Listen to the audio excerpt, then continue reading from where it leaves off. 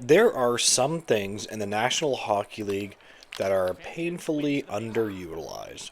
And one of the things that I can't stand that is so underutilized is offer sheets.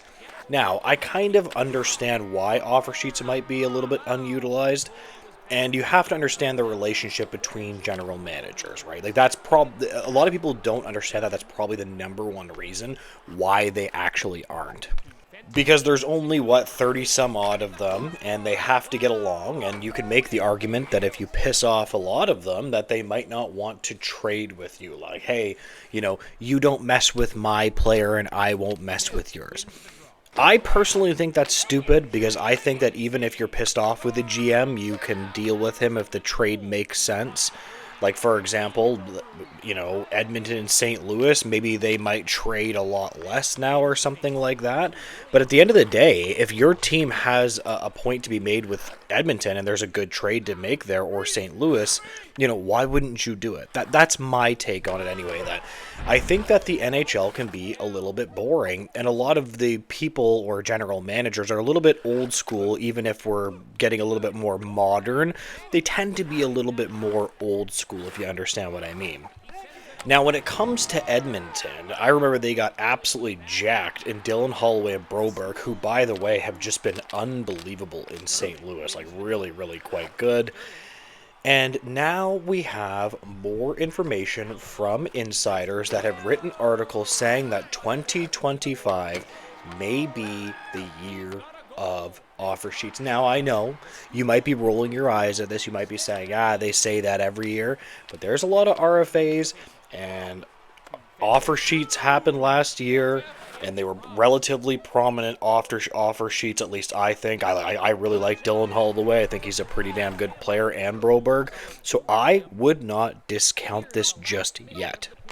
Michael Russo and Chris Johnson of The Athletic wrote a story on how 2025 could be the summer of offer sheets. I hope so. And listen, I'm a Leaf fan, okay? I don't care if they offer sheet Matthew Knies. I could care less.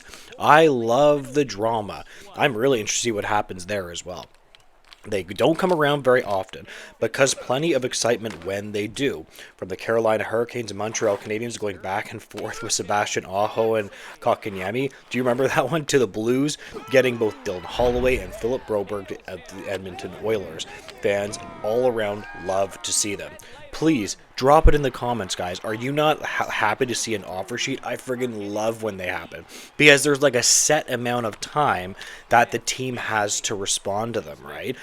Now, the complex part of offer sheets is, it's about draft picks, right? So the more you offer, if the player signs for that amount, you have to give up that amount of draft picks, right? So it's like the certain compensation levels.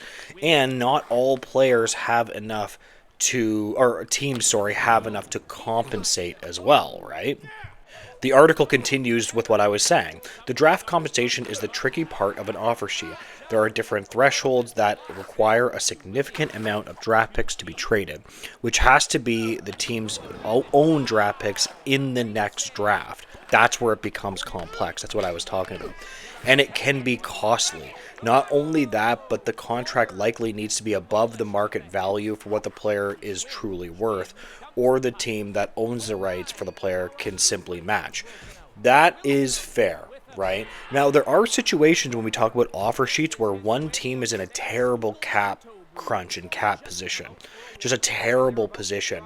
And you're like, man, you could totally offer sheet that team. But at the end of the day, it is a little bit more complex than that, because some players might not want to sign with a bad team that actually has that amount of cap space. Do you understand what I mean?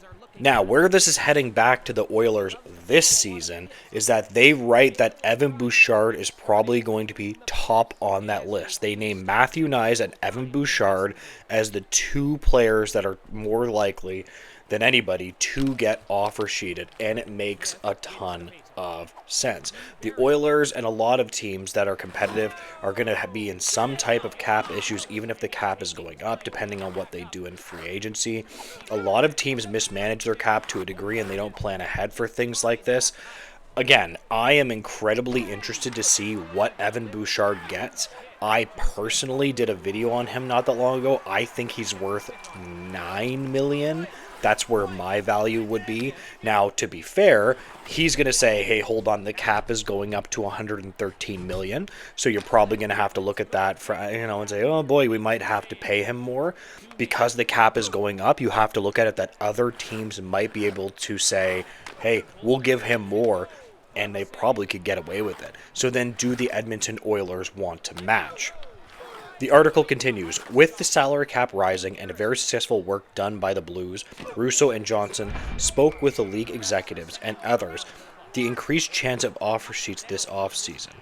So, yes, it absolutely looks, and the league is obviously going to be expecting this as well. Also, for more Oilers news, it looks like Trent Frederick is going to be back. Just to shift gears here, this is going to be his debut. He's been out for quite a while. Interested to see what he's going to add to the lineup. It's going to be no Holloway replacement or anything like that, but it's going to be interesting to see what he can add. It wasn't a bad bet by the Oilers getting him. I'm not a huge Trent Frederick fan, but whatever. Let's see how that works out. And honestly, the Oilers did get more news. The Draisaitl out short term for Oilers, expected back by playoffs. That's all that you need to know with that stuff, man. There's something that kills me, that all of us clinch up when our stars get injured close to the playoffs, if you understand what I mean. Because with me, it's like, my lord, please don't get any of our studs injured. Because at the end of the day, you are going to, if you don't have Draisaitl, who, by the way, is unbelievable in the playoffs, and McDavid, you need both of those guys healthy. Now, I'm sure those guys would probably play on one leg. It's not that they really care, but at the end of the day, you want them at their best. So he's out short term. That's excellent news. Love to see that. So I'm going to leave this Edmonton Oiler video here. If you could make sure to like, comment, and subscribe, I would greatly appreciate it, guys. And make sure to have a great day. Goodbye, guys.